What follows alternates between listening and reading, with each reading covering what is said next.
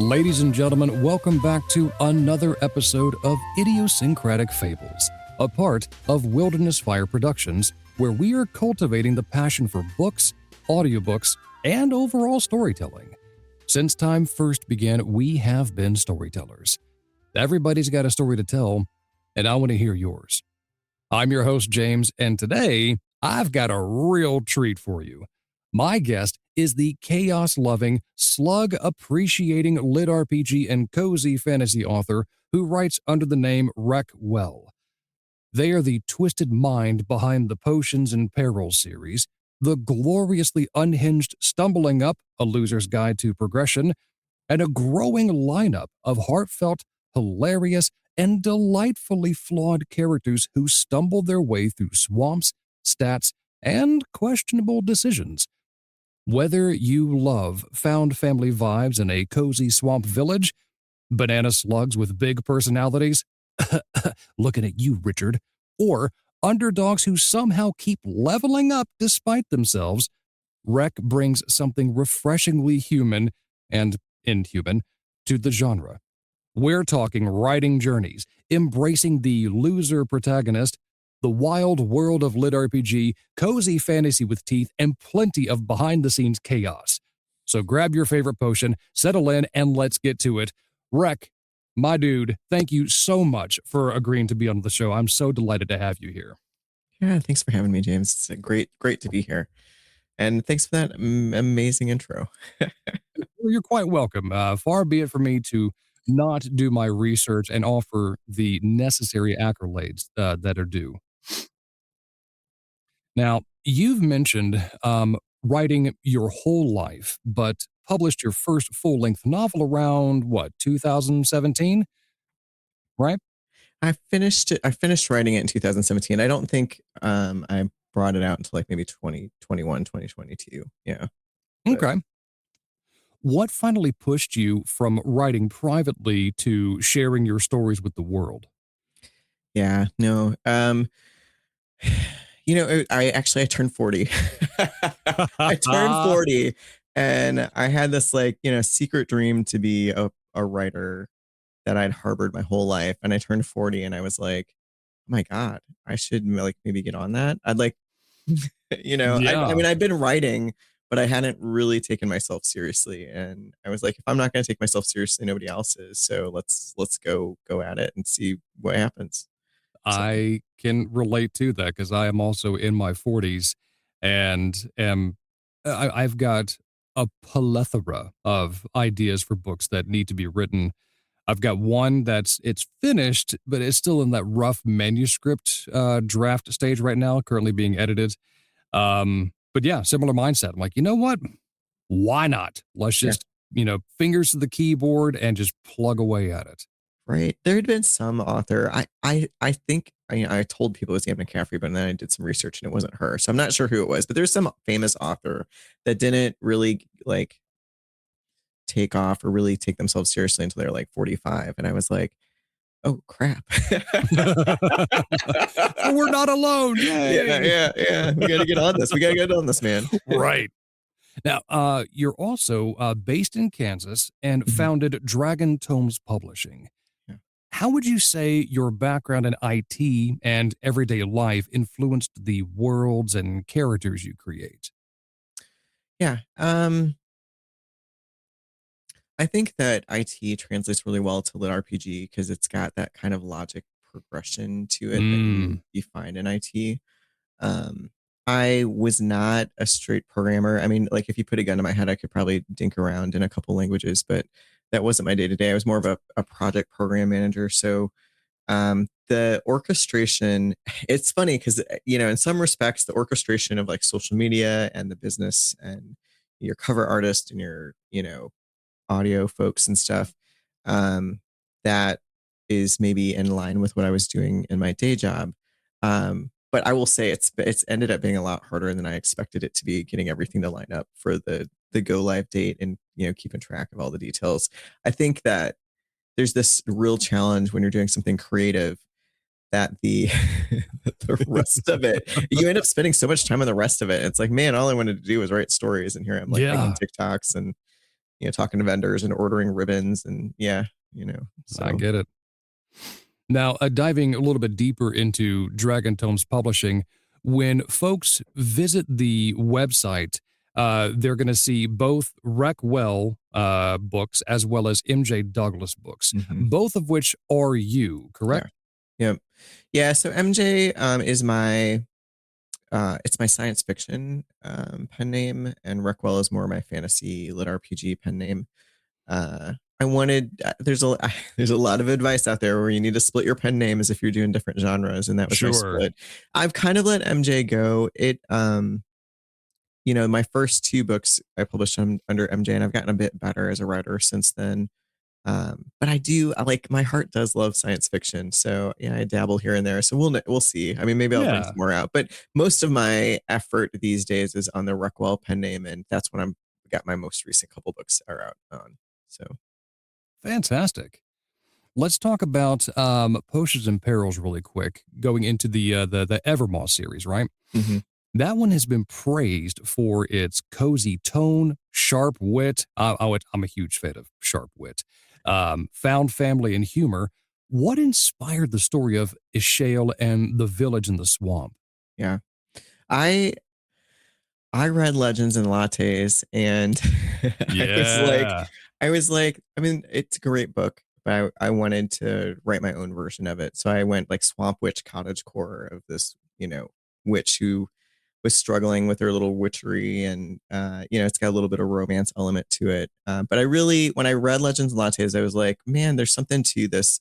Like, do we always need the epic fantasy? It really opened Right. until then I hadn't really read much cozy fantasy, and that was kind of the inspiration.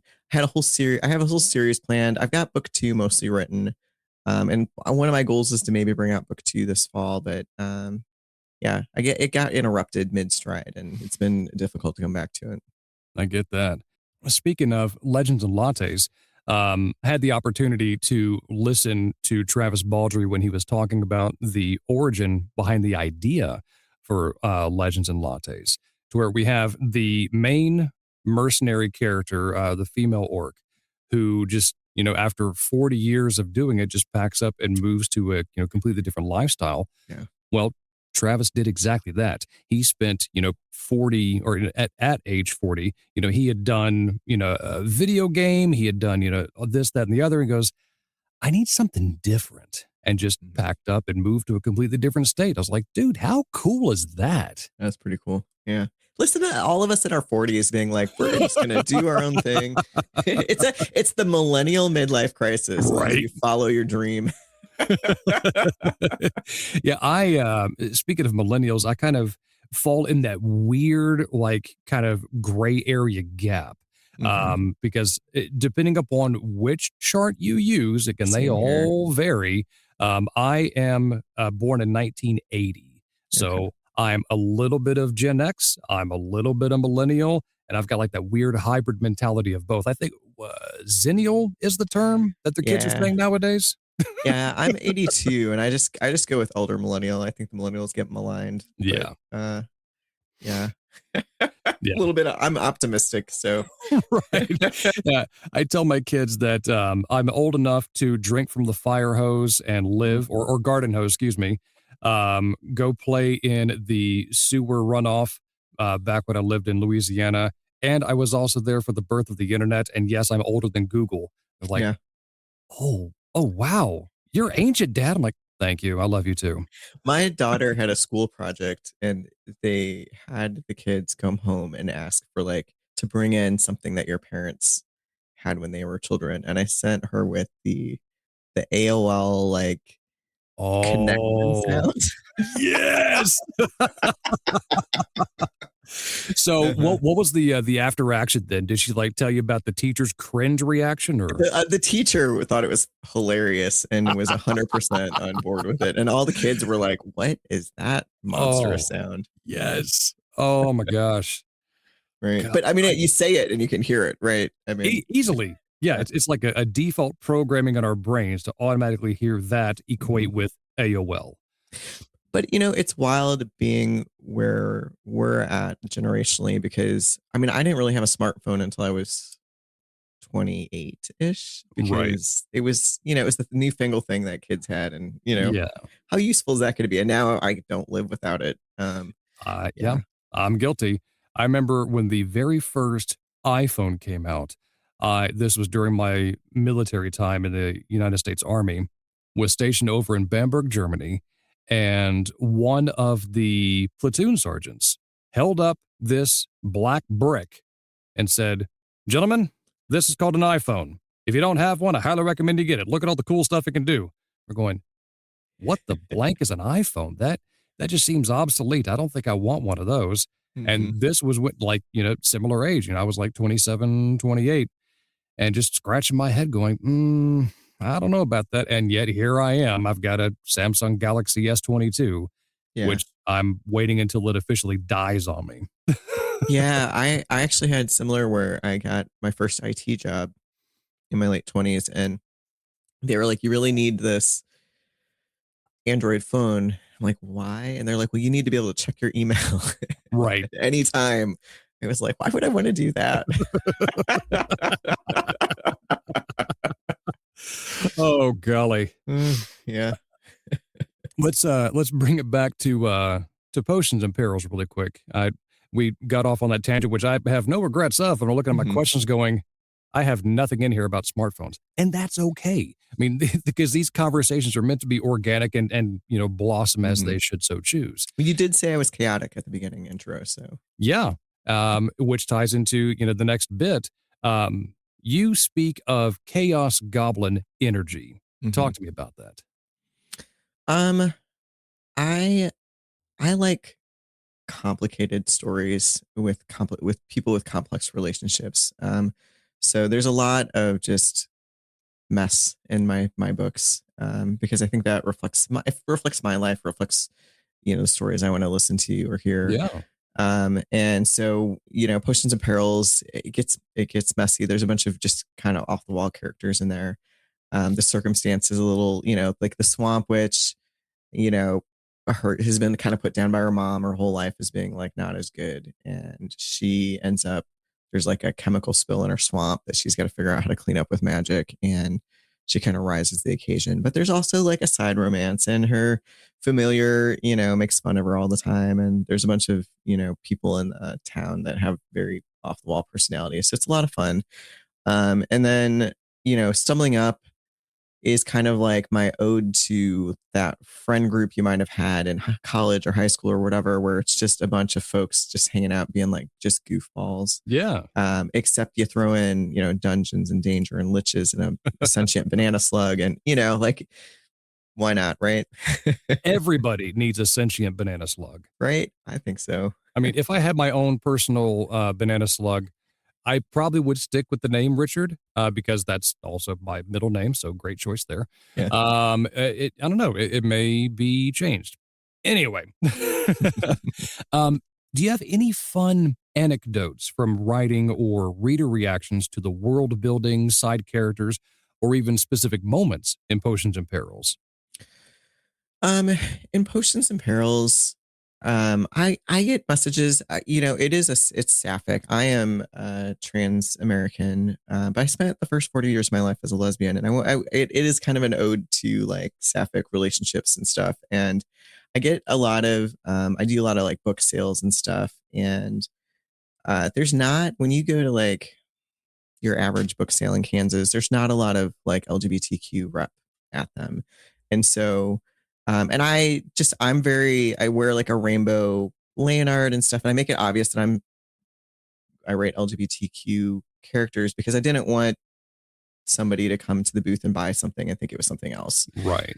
But there's this moment where you get these folks will be like, they're like, okay, another this, another that. And then they come to my booth and they're like, oh, and you have that like Right. moment. And I mean, maybe I don't make as much sales as the romanticy into the booth next to me, but like the moment that you have that connection, and I've had Right. people come back and be like, where's book 2? I really liked book 1. It's just nice to have those moments where you connect with people in that kind of meaningful way.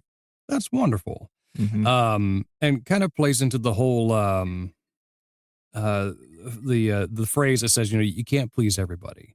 Mm-hmm.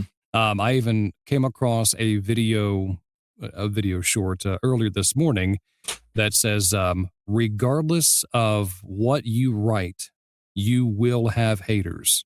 Mhm. Every genre has their haters, um, which is great for me because I'm like, okay, what if they love it? What if they hate it? Well, there's going to be It's gonna haters. happen. Yeah, it's just part of like, yeah, being there.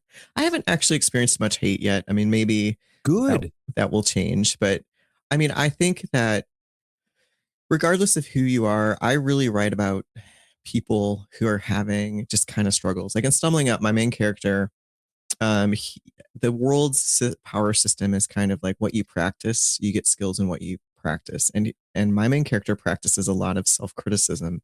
Actually, gets a self critic skill, right? I And it'll remember. just trigger on him, and he'll doom spiral. And then somebody's like, "Hey, Cole, turn off your skill," and he's like, yeah, okay, that's just me being in my head." Right, which is really relatable. I don't care who you are. I mean, he's a straight guy, right? And I Right. don't care who you are, like that is real, right? And so my hope is that I'm a bridge builder, and maybe my life is really different from your average person's life, but I'm telling stories that everybody can relate to no matter who you are. And I'm hoping that that humanizes everybody for everybody else, right? Like I Yeah. want us to see each other as humans, because I think that at the end of the day, if you really get down to it, that most folks are like 90% on the same page, right? And it's when we Right. dehumanize each other and we otherize each other, that's when we end up in problems as a society. Right. Completely 100% agree. I'm glad you brought up Stumbling Up because that's my next block. Speaking of Stumbling Up and good old Colt, what sparked this comedy? What was your Cool. inspiration for it? Yeah. I, so I was at Dragon Con a few years ago, and there was a bunch of people at the bar, and they were a little toasted, and they were yelling about how lit RPG is just numbers go up, numbers go up. And there's truth in that, like progression and numbers going up is a big part of the genre.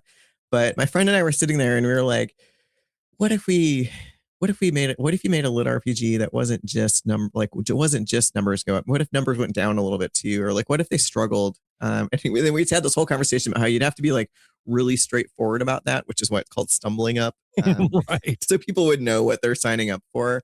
Because if you're looking for just straight power fantasy, it's maybe not your thing. Although the characters do get more powerful and they do progress, but it's an awkward. I mean, these guys, the premise is that they are having their like quarter life crisis, and they're in these like dead end jobs, and they get drunk and sign up basically to be in the Adventurers Guild. It's like military recruitment, like sign here, now you're an adventurer, and then they get thrust into adventuring. And normally you train for years to be an adventurer, and they are just really struggling. Um, so yeah, so that's her. So Dragon Con, like 2003, is what we can think Okay. for this for summing up. Fantastic. Yeah, Hmm. just like you said, many lit RPGs out there, talk about, numbers go up, they got to go up. They feature overpowered protagonists or Hmm. clear power fantasies. Yours leans into losers stumbling upward, like you mentioned, with real people. I Hmm. love that, by the way. Why did you choose this approach, and what challenges or joys has it brought in writing this? Hmm. Yeah, um my joke is it's like it's a loser's guide to progression. You guys, I'm the loser. Yeah. Because I wanted it just to be about me. And I actually spent a couple decades of my life teaching fencing. And fencing is a really difficult sport, and the progression is it can be a hard grind. You have natural talent that just sometimes people are just naturally talented, but that's really few and far between. Life isn't, unfortunately, a power fantasy. And I wanted just to give, like, I love lit RPG. It's my favorite genre. And I wanted to give like just a little bit more realism to a progression. Like sometimes the work and the effort and the all of that's worth it. The talent isn't what gets us ahead. It's just the grit and the tenacity, right? And so I try to show that. The other aspect is it at the end of the day, it's this heartfelt progression novel, but it's comedy, and nothing helps comedy but failure. So like Yep. Yeah. So the failing just feeds into the comedy and the snark and the, like, dang, I did it again, sort of aspect of it. And comedy can be very difficult to write. I try to layer it so there's a little bit of comedy for everybody. So if you don't like, the dick joke of a foot-long banana slug named Richard, then Didn't see that one coming. right, then there's these other moments where Cole's got a crush on this girl and there's some awkwardness there that's pretty funny, and there's just the interaction between the main characters, like the kind of himbo of the group names their adventuring party your mom's party, and there's just a lot of jokes in there that right, you can appreciate. All right, so now book 1 is out, plus in audiobook format as well, narrated by the absolutely fantastic Jeremy Fraser. Love that guy. And you're working on more. Yeah. Without spoilers, what can fans expect in terms of party dynamics, progression, and humor in the next installments? Yeah. So book 2 is actually out tomorrow as of the recording of this. So by the time folks listen to it, it's probably going to be out. The conflict in the story is really about this friend group growing up, and sometimes those friendships have fractures. They have to heal. They have to find each other a few times. So you get this like found family that expands a little bit, and then people kind of break off and come back. And there's a lot of relationship dynamics that way. The monsters get bigger and better. The stakes start increasing. Book 2 stakes is like a whole city. Book 1 was really more of their adventuring party. Right. And the stakes just kind of keep going. What the heart of it, though, of like the found family and the failure and triumph through failure and success and the comedy and the banana slug and the rest of it, that stays really true. But your stakes are going to increase. The monsters are going to get weirder. The situations that they're going to be in are still going to stay, probably a little slimy. Fantastic. Yeah.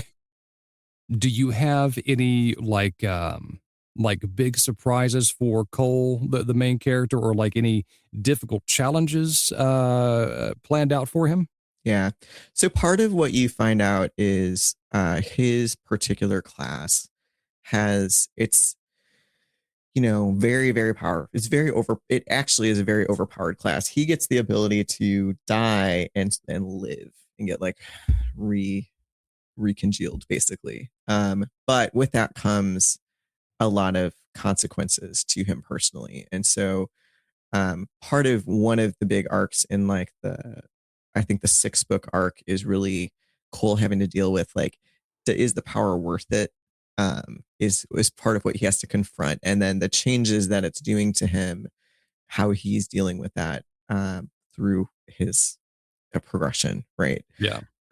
We have 2 characters kind of going through that sort of metamorphosis. We have Meredith, who is our isekai goth girl from our world, and she also has some very dire consequences to her class, but she's all in on like, absolutely, this is worth it. But then the cost starts just piling up. And so you're tackling this, is it worth it, from a couple different angles for both of those characters, which I think just makes it more fascinating. And then our core group, Leo, which is a fan favorite. Everybody likes Leo. He is struggling with reaching for his heroic moment. Yeah. And part of what you tackle in book 1 is reaching for that heroic moment maybe means leaving his friends behind and struggling with that, right? Because sometimes folks aren't progressing at the same speed as you are. You're just in a different place in life. So a lot of it is just like real character stuff. I really approach these books, there's dungeons and there's battles and monsters and cool loot and stuff. But for me, it's about like, how are the characters lying to themselves, and how are they going to overcome this? Totally get it. Yeah. While the loot is cool, I mean, it instantly reminded of a Pathfinder group that I'm a part of with other narrators. One of our famous chants you'll hear just about every encounter is loot the bodies, loot the bodies. Yeah. So while loot is cool, I love the approach that you're taking in your books, just keeping the humanity almost front and center, Mhm. especially in this day and age. Humanity is such an important thing to remind ourselves of. Yeah. Yeah. I I think that loot and level ups, while it's like the dopamine candy of our genre, Right. it's really hard to sustain interest if you're not falling in love with the characters and their struggles. Um, at least for me, I've gotten to the point, and I read so much lit RPG because I do a podcast myself, and um, I'm starting to skim fight scenes a little bit, because it's like, well, okay, yeah, but like eventually that punch is gonna land and he's gonna win, like Right, what right. happens next, right? Um, yeah, I don't know. Yeah, talk to me about that podcast. You're a host on Chat and Stats as well as the Rec and Pop Up show. Yeah. So chat and stats is it changed. So the group kind of Mm, split up, and Richie's doing the Richie's Players Guild, which if you haven't listened to that, you guys should. It's good. And so I've kind of split off into my own YouTube channel, Beyond Quests with Rec. And so I do, like, every other week I'll interview an author. I read their book, I interview them about their book, and then for about a half hour, then I interview the second half hours about their process as a writer. And I really enjoy talking to people about the things that they're passionate about. And you're not an indie writer if you're not passionate about it. So it ends up being, but I have narrators on there too. So, yeah. yeah. So, What trends or shifts in the genre excite you right now? mhm. That's a good question. I think that we are actually on a trend towards more like found family and kind of like humanity based lit RPG. Just because there's so much level up stuff in the genre right now, you can get that at the drop of a hat. And I think you're seeing a little bit more of this like other side of lit RPG. If you look at Royal Road, the top 20, it's really varied. There's a lot of like clickbaiting and titles and stuff, Yeah. but you get into some of those titles and you're like, wow, this is actually a good story. It's not at all what the title says it is. Right. But I'm actually really enjoying this. So I don't know. The creativity or genre is pretty amazing. Um, a couple years ago, we had all the like everybody was doing like a food based, like Delicious in Dungeon was taken off, and everybody was like, I'm going to make my food based lit RPG. Right.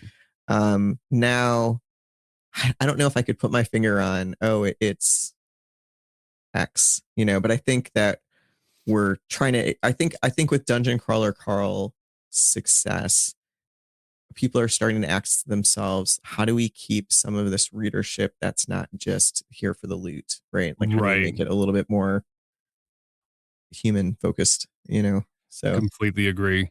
And I am so happy for both Matt Denneman and the entirety of Sound Booth Theater. My hat's off to them, and I mhm. wish them many more successes and blessings to come. Just super huge congratulations to that entire team. Yeah. Yeah. No, like, good job, guys. Like, it's Yeah, amazing. And it's absolutely. amazing. They're trying to take the genre with them, which is amazing too. It's not Yeah. just, yeah. What common pitfalls do you see new authors making when it comes to lit RPG? I, I would say that I think writing to market is maybe, I say this, it's really hard because if you're, whether you get to eat or not is based off of whether you sell books, like, you have to figure out how to write to market. But also, I would say that if you just write to market, you don't put any of yourself, you don't put any of your heart into your book, that's the biggest mistake, is that you just, write something. But I think people need to ask themselves about whether this something that they're writing is something they're proud of, like they're like, okay, yeah, that I said the thing that Right. I needed to say. But I don't know. I mean, I am not paying the bills with my writing yet, so I don't know if I can really talk to that too much, right? That's yeah, it's tricky. But as a reader, when I read something that it's just derivative and Yeah. you're like, where's the author's voice? That's the stuff that I'm like, I'll read this book, but I probably won't read book two. Gotcha. So What is your writing process like? Do you outline heavily for progression elements and stats, or do you discover the story as you go? Yeah. I am a pantser. I've got like arc milestones and stuff that I'm trying to hit, Mm-hmm. but how we get there ends up sometimes going off the rails in really great ways. So when I write strong characters, there's these moments where you're like, okay, this happened. How is Meredith going to react to it? And I actually had this in book two. I Tuckerized Pop Pop, who's a lit RPG personality in there. And if you know Pop Pop, he's got this wild boomer personality, right? I love that guy so much. Yeah. And there's this moment in book two where I had this whole thing planned for Tandy, one of my characters, and Pop Pop just like boom, like just destroys all of it because of how Pop Pop would react to a situation. And I was like, why did Pop Pop is hard enough to do a podcast with. Why did I put him in my book? Because you wanted to. That's Yeah. what it is. Yeah. And so, there's a moment where you write the chapter and you're like, oh, do I just delete this chapter and try again? And I almost never delete it. I normally just like, okay, well, this is a new problem. What do I do now? Yeah. Yeah. You've embraced being quote unquote that slug guy in the lit RPG community. What Mhm. would you say is one of the funniest and most heartwarming pieces of feedback you've ever gotten? Heartwarming is I'll have people. It's just so funny because people read Stumbling Up, and I will have people come up to me and be like, oh my god, Richard's such a jerk. And I'll have other people come up to me and be like, I fell in love with Richard. If you don't write more Richard, I'm gonna hunt you down. And like people's favorite characters, like I hated Leo or I love Leo. It's just interesting how people connect or like love hate different characters. Yeah. And that's always fascinating to me. I think that one of the most, Morgan on TikTok, we had a trivia night, and she was telling me about how she's decided that Stumbling Up is a Wizard of Oz retelling. She's like, this character doesn't have a heart, and that one doesn't have a brain, and this one is, not courageous. Interesting. And I was sitting there like, I could totally see it, and I'm the person that wrote it and did not. Huh. So now I have to go back and read it a second time, and now I'm going to have that template filter in my head while I'm reading it. So thank you, Morgan. Appreciate that. Yeah, I mean, it's just it's. I love how somebody can read something and have a completely different interpretation and it Right. be accurate. That's so cool. Yeah. So beyond writing and publishing, what other passions or hobbies feed into your creativity? hmm Yeah. So I mean, fencing has been a big part of my life. I'm not actively fencing anymore. Since I moved to Kansas, there really isn't a fencing club nearby, and Right. I'm not ambitious enough to start a fencing club as well as everything else I've got on my plate. But yeah, I do a lot of like hiking. I've got an herb garden, so I'm in my garden quite a bit. I've discovered rock hounding. I went on a hike with my sister, and we ended up in this glass butte looking at like picking up obsidian. So I have a whole pile of obsidian in my living room right now. So yeah, I mean, I'm very much a nature biscuit, so a lot of outdoor stuff. What fun. I've never heard the term rock hounding, you said? Yeah. Yeah, it's interesting because there's a lot. So, like in Oregon, there is a obsidian lava flow that you can go to at Newberry National Volcanic Monument, and you cannot take. It is illegal to take obsidian from that national monument for very good reasons. But there are multiple obsidian lava flows, and some of them are in like BLM land that you can like at the place that we went, you can take like 25 pounds a day per person or something like that. Oh, wow. And so we did not take that much. Don't worry.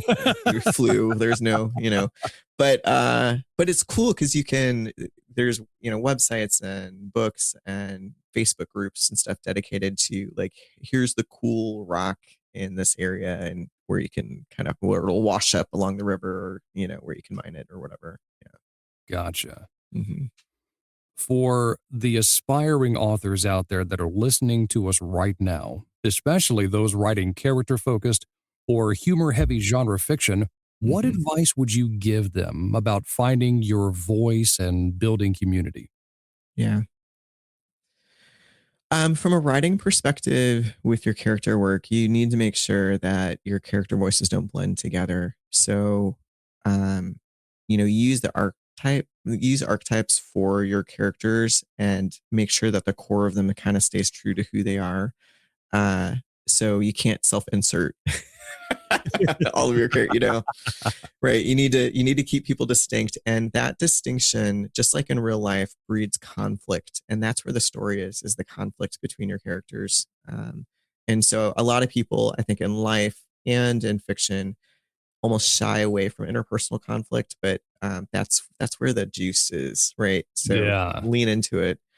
From a building a community standpoint, it's difficult. I think that it's funny that we have more tools than ever to build a community, but a lot of it, whether it's TikToks or even conventions and stuff, a lot of it's like one way. And so, part of it is how do you encourage like communication between people and just like getting your face out there. I think a lot Yeah. of authors are introverted and sometimes just scared of being in public. We all hear horror stories of, the trolls coming after people, Oh, yeah. but you kind of have to. It's just kind of it's part of the job to some extent. And cons are a great place to start because it's a lot harder to troll somebody like when they're physically standing in front of you than it is from like a forum. And I Right. think sometimes we move to like forums and like faceless interactions, but those are actually, in a lot of respects, the most troll filled because you're losing the humanity of it, right? Yeah. Yeah. I think that community is going to be more and more important as we see AI generated fiction entering all over the place, because our humanity and our face to faceness is maybe something that AI can't replicate yet. Correct. Yeah. Like I've said many a time on this show, I've got a button pin up here in my studio that I got from Emma Faye, who calls herself the Queen of Clean Reads. And the button simply says, AI can't cry. I Yep. love it. It speaks that we as humanity, but more importantly, we as a community, which is vitally important, Hmm. we have the ability to just have this raw emotion that AI will never be able to replicate. Yeah. Yep. Yep. Yeah. So, what's 100%. next on the docket for you? Any teases for upcoming projects? You've already mentioned the one releasing tomorrow. What's Yeah. next after that? So tomorrow we've got Stumbling Up 2, and I'm more than halfway through Stumbling Up 3. So that should happen later this year, probably late summer, early fall. Um, Awesome.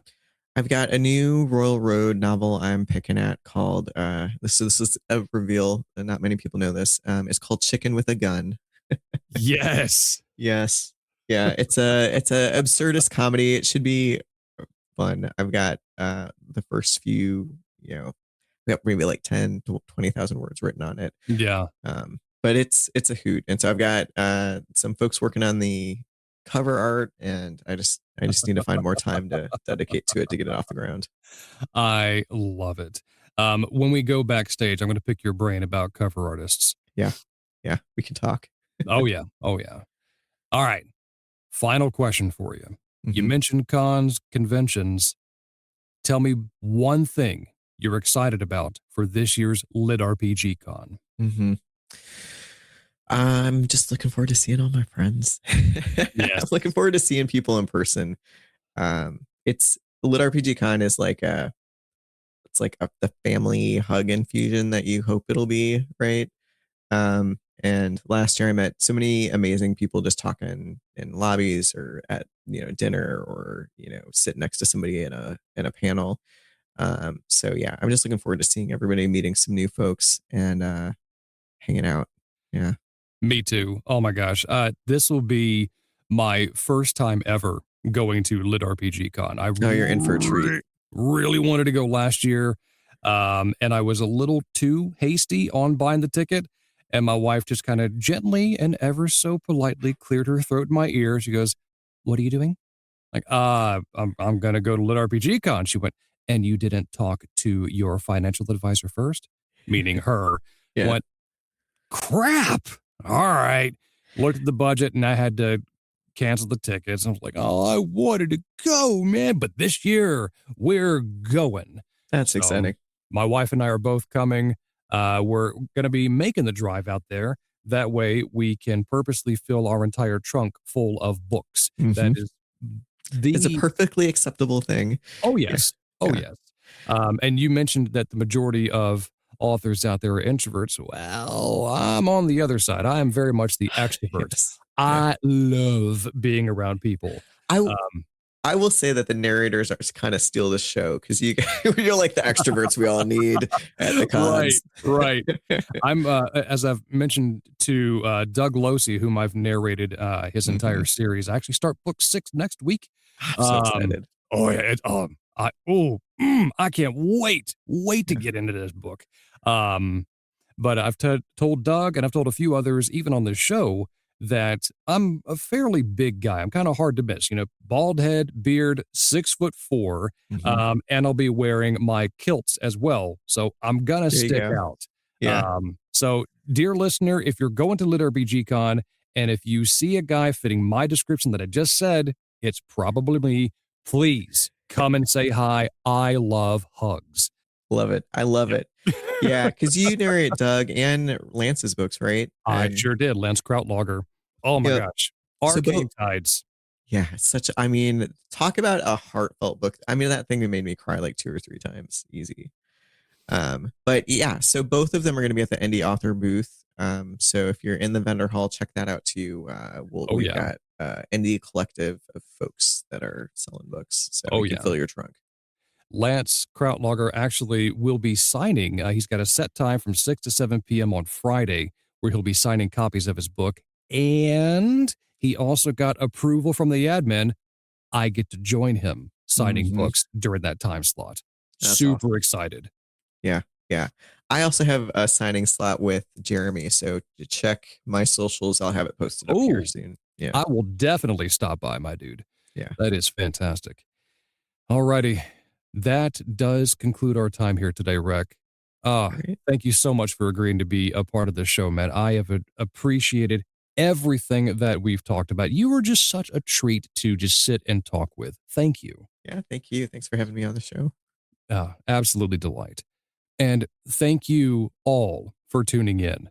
If you enjoyed this episode, please rate, review it, subscribe to it wherever you get your podcasts, because it is everywhere, be it Spotify, Pandora, iHeartRadio. The list goes on. It helps us to reach more storytellers just like you.